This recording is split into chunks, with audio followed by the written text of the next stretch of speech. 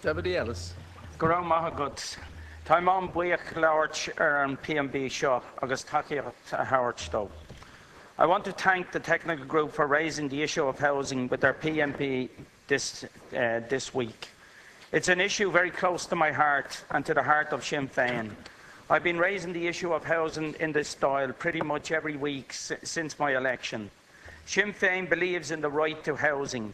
It underpins our approach on the issue. People have a right to a secure and comfortable home.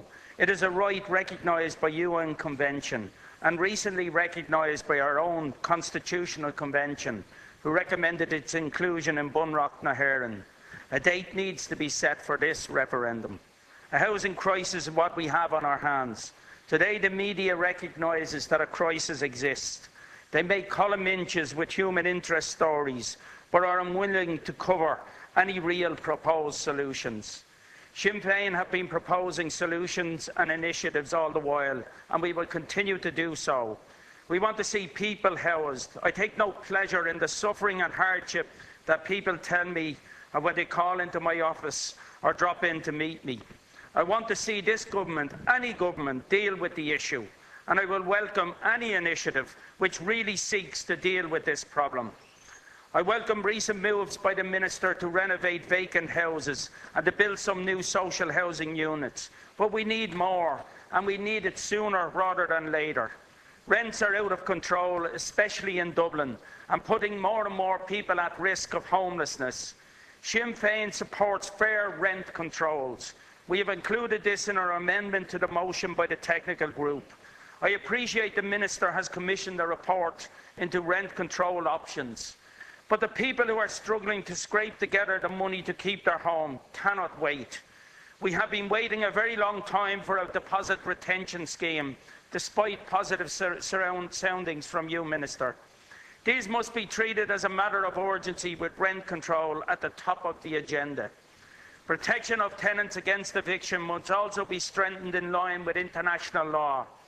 We have seen no progress on this. Of course, rent control, deposit schemes and eviction protections would make things better, but we still have the major problem that we simply do not have enough social housing. This is why rents are so high. This is why homelessness is up and emergency accommodation bursting at the seams. This is why mothers are sleeping in their cars with their children, and thousands are being spent putting families in hotels every week. At present in Dublin, we have 174 families in the hotels, costing over 14,000 a day. And now there is no hotel accommodation, and people now are being turned away from our homelessness services. How is it possible to end long-term homelessness by 1916 with this? Voluntary housing bodies can play a role in this solution, but they do not have the capacity to be that solution by themselves. The state has a responsibility to provide housing through local authorities, and it is by prioritising public provision we shall begin to turn the tides back on this crisis. Sinn Féin have submitted an amendment to this motion, and I ask that it be supported by those who really want to deal with the problems in our housing system. It gives flesh to the points of the original motion. It adds clarity in what is needed and provides a way that real investment in social housing can happen. I would ask that the Minister listen to these proposals and that she would meet with Sinn Féin to discuss them further. The National Pension Reserve Fund has been renamed as the Strategic Investment Fund, with, as its website claims, a focus on productive investment in the Irish economy in order to support economic activity and employment. Sinn Féin have identified €1 billion in this investment fund, which could be used for social housing investment. Based on the statistics from the Department of Environment, it would be possible to build approximately 6,502 homes using €985 million of this fund, and to renovate the remaining 948 long-term vacant homes with a further €15 million in investment. That would total approximately 7,500 newly available homes under local authority control, which could be commenced in the next 12 months. This is in addition to the existing plans to deliver in the region of 5,000 homes by 2015. If rent supplements recipients, of which there are 78,000, were prioritised for housing, this could save in the region of €32 million on that bill. Local authority rent revenue would also increase. It would also create thousands of jobs for people who had formerly been employed in the construction industry. 7,500 new rental homes would significantly curtail the demand on the private market. This would drive down rents, which have soared in recent years, putting many into emergency accommodation or at risk of homelessness. This decrease in rents would further reduce the cost of rent assistance payments.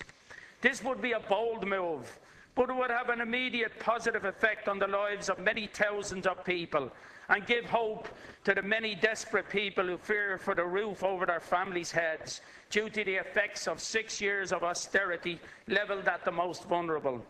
If any government wants to dismiss my figures, they would only be dismissing the figures of their own departments. It is fairy tale stuff to think this problem will go away.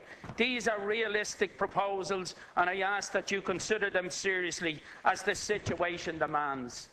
The housing budget has been cut year on year, and recently, this last year, was cut by 60 million. 1 billion has been cut from 2008 until now on the housing budget. And I accept, Minister, it's not all in your watch. It happened in the times of the previous government. There are over 90,000 people on the housing waiting list, over 5,000 in homeless accommodations, 30 or so extra families or individuals reporting to homelessness regularly. People are being evicted from their homes. Banks and lending institutions are getting more aggressive and more to follow with the mortgage crisis. If this is not a crisis, what is? We need action, Minister. Thank you, Deputy.